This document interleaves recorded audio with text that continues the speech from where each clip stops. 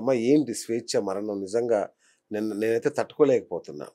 నాకు కూడా నిజంగా చాలా షాకింగ్ అనిపించింది. ఎందుకంటే అమ్మాయిది 1, 2 సార్లు ఎక్కడో ఒక సందర్భంలో మీటింగుల్లో వాటిల్లో కలవడం, అమ్మ. మాట్లాడడమే.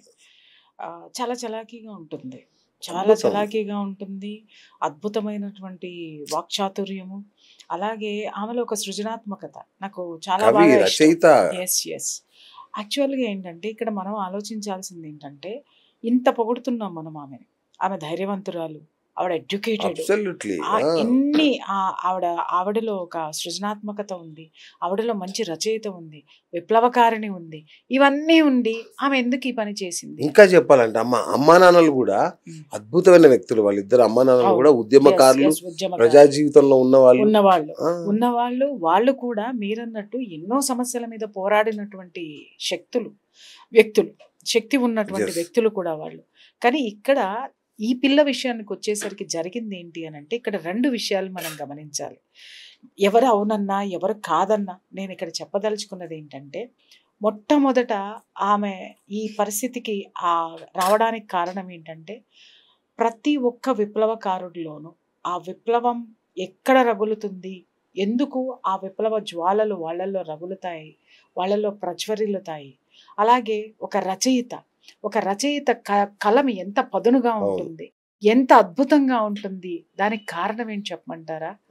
వాళ్ళ మనసులు చాలా సున్నితంగా ఉంటాయి. భావోద్వేగాలు ఒక రచయితకి చాలా ఎక్కువ ఉంటాయండి. ఒక విప్లవకారుల్లో కూడా ఎక్కువ ఉంటాయి కాబట్టే విప్లవకారులు అవుతారు. ఆ భావోద్వేగాలని నడిపించేటటువంటి తీరు ఇక్కడ మనం తెలుసుకోవాల్సింది. ఇప్పుడు ఒక కవి ఉన్నాడండి. ఆ కవి ఎంతసేపు అంటే ఇక్కడ ఇద్దరు ఉంటారు. ఒకరు వచ్చేసి ఆ కవిత్వాలలో కూడా ప్రకృతిని పొగడమో లేకపోతే ఒక అందమైనటువంటి కవితలు రాయడం అనేటటువంటిది, భక్తి తరహా కవితలు రాయటం అనేటటువంటిది ఒక సెక్టర్ అయితే, విప్లవాత్మకమైనటువంటి కవితలు రాయటం అనేటటువంటిది ఒక సెక్టర్. స్వేచ్ఛ అదే కోవకు చెందింది. ఎగ్జాక్ట్లీ. అయితే ఇక్కడ ఏమవుతుందంటే ఆ భావోద్వేగాలు మనల్ని ఎటువైపు నడిపిస్తున్నాయి, మనం ఎటు నడుస్తున్నాము అనేటటువంటిది కూడా ఇక్కడ మనం చూసుకోవాల్సినటువంటి అవసరం ఉంటుంది. తను ఉన్న ఒక ప్రపంచంలో ఇంకొకటి కూడా నేను చెప్తున్నాను, రచయితలకి కొంత దాన్ని ఏమంటారంటే ఈ ఒక ఇల్యూజన్ అనొచ్చు. ఒక ఇల్యూజన్ లోకంలో కూడా వాళ్ళు ఉంటారు. అంటే ఒక సృష్టి చేసుకుని ఉంటారు. ఈ ప్రపంచాన్ని ఇలా తీర్చిదిద్దాలి, ఈ సమాజం ఇలా మారితే బాగుండు, ఇలా మార్చాలి, ఇలా మారచ్చు, మారడానికి ఇన్ని అవకాశాలు ఉన్నాయి అనేటటువంటిది ఒక రచనలో. అందుకే దాన్ని రచన అంటాం మనం. ఏదైతే లేదో దాన్ని తీర్చిదిద్ది అక్షర రూపంలో తీసుకురావడాన్ని రచన అంటాం. అది ఒక రచన అనేది వాళ్ళకు ఉంటుంది.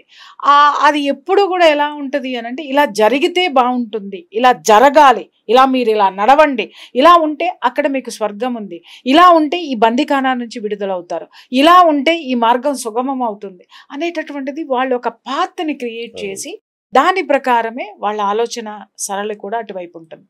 ఇక్కడ ఏమవుతుందంటే తన యొక్క రచనలన్నీ కూడా విప్లవాత్మకం వైపు ఉన్నాయి, అలాగే ప్రజల్ని మేల్కొల్పేటటువంటి వైపుగా ఉన్నాయి, అలాగే ఒక జర్నలిస్ట్గా కూడా ఒక చక్కటి వ్యాఖ్యాతగా కూడా అద్భుతమైనటువంటి విషయంలో ఉంది. కానీ మనసు సొంత జీవితం వచ్చేసరికి అక్కడ లాక్ అయిపోయింది తను ఆ చిన్న విషయంలో. అండర్స్టాండ్? తనకి రచనల పట్ల, సాహిత్యం పట్ల, అలాగే సమాజం పట్ల ఆమెకి ఎంత అవగాహన ఉందో, ఎంత పుస్తకం నాలెడ్జ్ ఉందో, ఎంత అద్భుతమైనటువంటిది సిచ్యుయేషన్ ఉందో, కానీ ఒక వ్యక్తిగా, ఒక ఆడపిల్లగా తనకి కావలసినటువంటి ఒక స్ట్రాంగ్ జీవితం ఏంటి అనేది తను రచించుకోలేకపోయింది. అర్థమైందా అండి? ఇప్పుడు మనము చాలా పెద్ద పెద్ద విప్లవకారుల శ్రీ ఇలాంటి వాళ్ళందరి జీవితాలు కూడా మనం చూసాం. ఫెయిల్యూర్స్ ఉన్నాయి వాళ్ళ లైఫ్లో, పర్సనల్ లైఫ్లో ఫెయిల్యూర్స్ ఎందుకున్నాయి అనంటే వాళ్ళు ఒక భావోద్వేగంలో ఉంటారు. అది జీవితానికి యాప్ట్ కాదు. అర్థమైందా అండి? వాళ్ళు ఏం చేస్తారు, దాని నుంచి తప్పించుకోవడానికి ఇంకొక దాన్ని తీసుకుంటారు. ఇక్కడ ఎక్కడా కూడా ఈ చాలా మందిని మనం చూసాం, విప్లవదారుల్లో ఉన్నటువంటి వాళ్ళని కూడా మనం చూసాం. వాళ్ళ వ్యక్తిగత జీవితాల్లో వాళ్ళు ఎందుకు కొంత వెనకబడి ఉంటారు అనంటే వాళ్ళు సమాజాన్ని నడిపేటటువంటి విధానం వేరు, కానీ వీళ్ళ వ్యక్తిత్వం కూడా సమాజంతో సమాజంతో ఇమిడిపోయి ఉంటది అనేటటువంటి దాంట్లో వాళ్ళు ఉండరు. ఇలాగే ఉండాలి, ఇలా మనం మార్చొచ్చు, ఇలా చెయ్యొచ్చు, ఇది ఇలా. తన పేరు కూడా చూడండి, స్వేచ్ఛ. వాళ్ళ మదర్ ఫాదర్ ఎంత చక్కగా పెట్టారు చూడండి. అంటే వాళ్ళు ఏ ఉద్దేశంతో పెట్టారు, తను ఏ నిర్ణయాలైనా అలా తీసుకోవచ్చు, తన జీవితం ఒక స్వేచ్ఛాయుతంగా ఉండాలని. కానీ ఇక్కడ ఒక మధ్యతరగతి ఆడపిల్లలకి నేను చెప్తున్నా, వాళ్ళు ఏ రంగంలోనన్నా ఉండనివ్వండి, ఎన్ని విప్లవాలైనా చెయ్యనివ్వండి, ఏదైనా చెయ్యనివ్వండి, కానీ నిజ జీవితంలోకి వచ్చేసరికి ఆ స్వేచ్ఛ కొన్ని కొన్ని విషయాల్లో మాత్రము దాటకూడదండి. ఎందుకోసం చెప్పమంటారా, అదేదో ఆడదాని ఇప్పుడు స్వేచ్ఛ ఎవరికి అవసరం, బందిఖానాలో ఉన్న వాళ్ళకి స్వేచ్ఛ అవసరం. ఆల్రెడీ నీకు స్వేచ్ఛ ఉన్నప్పుడు నేను ఏదైనా చెయ్యడానికి స్వేచ్ఛ ఉంది అనుకోవడం అనేది కరెక్ట్ కాదు. ఇక్కడ తను పాపం ఫస్ట్ ఒక మ్యారేజ్ చేసుకున్నారు, అది ఫెయిల్ అయింది. ఆ ఫెయిల్ అయిన తర్వాత ఇప్పుడు మీరు చెప్పారు ఆ మ్యారేజ్ ఎలా అయింది, ఏంటయింది, దాన్ని నేను సున్నితంగా పరిశీలించిన తర్వాత కూడా అక్కడ కూడా ఒక కరెక్ట్ పార్ట్నర్ ని తను కనెక్ట్ కాలేకపోయింది. రచనలు వేరు, ఊహలు వేరు. రచనలు కొంత ఊహల్లో ఉంటాయి, వాస్తవాలకు వచ్చేసరికి పోరాటం ఉంటుంది. ఆ పోరాటంలో తను ఓడిపోయింది. ఈరోజు ఎప్పుడూ కూడా మనం దేనికి కనెక్ట్ అయ్యి ఉండాలంటే పోరాటంతో కనెక్ట్ అయ్యి ఉండాలి, వాస్తవానికి కనెక్ట్ అయ్యి ఉండాలి. ఆ వాస్తవం కోసం పోరాడడానికి మనల్ని మనం ఎప్పుడూ సిద్ధం చేసుకోవాలి. చూడండి, జీవితం నిరంతర పోరాటం అండి, నిరంతరం పోరాటమే. ఈరోజు మనకి సినిమాల్లో చూపించినట్టు, రీల్స్లో చూపించినట్టు, ఇప్పుడు ఒక చిన్న విషయం, అమ్మాయి ఫొటోస్ అన్ని చూడండి, ఒక లగ్జరియస్ లైఫ్ లీడ్ చేస్తున్న అమ్మాయిలా ఉంటుంది. ఇవాళ అమ్మాయి ఇల్లు చూడండి ఎలా ఉందో, ఒక మధ్య తరగతి ఉమెన్ ఇల్లు లాగా ఉంది. అంటే పోర్ట్రేట్ చేసేదాన్ని చూసేసి మనం అలాగే ఉంటది జీవితము అని చాలా మంది ఆడపిల్లలు ఫీల్ అవుతారు. నేను చెప్పాను కదా, వాళ్ళ అమ్మ నాన్న ఇద్దరు కూడా చాలా నిజాయితీ పరులు, సంఘ సంస్కర్తలు. వేరే డబ్బు ఆశించడం కానీ స్వేచ్ఛ కూడా అలాంటిది, చాలా సింపుల్ గా పిచ్చి డబ్బులు ఆశించడాలు ఇలాంటిది. ఆమె సహజంగా ఆ సౌందర్యం, ఆమెలో ఉన్న ఆత్మ సౌందర్యము, దేహ సౌందర్యము కానీ స్వేచ్ఛ అద్భుతంగా ఉంటుంది. ఆ స్క్రీన్ కి చాలా యాప్ట్ గా ఉంటుంది, మాట తీరు ఎవ్రీథింగ్ అలా ఉంటుంది తప్ప తను ఎప్పుడు డబ్బు వెనకాల పరిగెత్తింది లేదు తను. యాక్చువల్గా ఇక్కడ నేను అదే చెప్తున్నానండి, ఇప్పుడు మనం ఏ ప్రపంచంలో ఉన్నా మనల్ని నడిపించేటటువంటిది రెండు, ఒకటి మన క్రమశిక్షణ, రెండవది డబ్బు.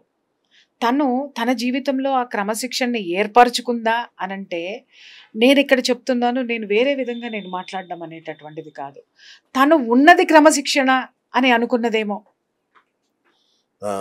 అది ఎదుటివాడు క్రమశిక్షణలో లేడు అనుకొని తను హర్ట్ అయింది. అర్థమైందా? అంటే నేను చేసేది కరెక్టేనండి, నా లైఫ్లో నేను బాగానే ఉన్నానండి, నేను కరెక్ట్గా ఉన్నాను, ఎదుటి వాళ్ళు కరెక్ట్గా ఉండట్లేదు అనేటటువంటి భావనలో ఆత్మన్యూనతా భావం పెరిగిపోతూ ఉంటుంది. ఇక్కడ నేను ఒకటే చెప్తున్నాను, ఇక్కడ తనలో మనం చూపించడానికి, వ్యక్తిగతంగా చూపించడం, ప్రొఫెషనల్ విషయంలో చూపించడానికి ఎక్కడ ఒక చిన్న పొరపాటు కూడా లేదు, చిన్న మైనస్ లేదు. ఆవిడ అంత అద్భుతంగా తన కెరీర్లో నిలబడ్డారు. అయితే వ్యక్తిగత జీవితం వచ్చేసరికి ఏమవుతుందంటే, ఈ స్వేచ్ఛ ఒకంత ఎక్కువైందేమో అనేటటువంటిది మాత్రం నేను గమనించినటువంటి విషయం. అది ఎలా అనొచ్చు మీరు, ఎలా అంటే ఫస్ట్ తను మ్యారేజ్ చేసుకున్నారు, ఆ మ్యారేజ్ ఎందుకో బ్రేకప్ అయింది. ఎందుకంటే చాలా మందికి అవుతాయి, అది ఎవరి కారణాలు వాళ్ళకు, వ్యక్తిగత కారణాలు. అనాలోచితం అనుకోండి, ఆలోచితంగా చేసుకున్నా కూడా ఎదుటి వాళ్ళు ఎలా ఉంటారు అనేది చేసుకునేంత వరకు ప్రేమించేటప్పుడు ట్రైలర్ లాగా ఉంటది ఏదైనా. ఎగ్జాక్ట్లీ, అసలు సినిమా అనేది తర్వాత రిలీజ్ తర్వాత అర్థమవుతుంది అన్నట్టుగా. ఇప్పుడు ప్రేమించేటప్పుడు కూడా ఎప్పుడు ఏం చేస్తారంటే ఒకళ్ళనొకళ్ళు మోసం చేసుకుంటూనే ఉంటారు. అంతే కదా. అంటే ఏంటి, మీకు అదేంటి, నేను ప్రేమించిన వాడికి ఎలా కనిపెడితే ఇష్టమో అలానే ప్రదర్శిస్తారు తప్ప నన్ను నాలాగా ఇష్టపడాలి అని ప్రవర్తించే వాళ్ళు చాలా తక్కువ మంది ఉంటారు. ఇక్కడ అందరూ గమనించాల్సినటువంటి విషయం ఏంటంటే, 10 సంవత్సరాలు లివ్ ఇన్ రిలేషన్స్ లో ఉన్న వాళ్ళు పెళ్లి చేసుకోగానే నెల రోజులకి ఎందుకు విడిపోతున్నారు? 10 సంవత్సరాలు ఒక చోట ఒక గదిలో ఉన్నా కూడా అవతల వాళ్ళకి ఎలా ఇష్టమో ఎందుకుంటారో కూడా చెప్తున్నా. ఎందుకంటే అలా లేకపోతే నన్ను వదిలి వెళ్ళిపోతాడేమో, ఎందుకంటే ఇక్కడ ఏ బంధం లేదు. అర్థమైందా? బంధం ఏర్పడేంత వరకు కూడా ఒకరికి నచ్చినట్టు ఒకళ్ళు ఉంటారు.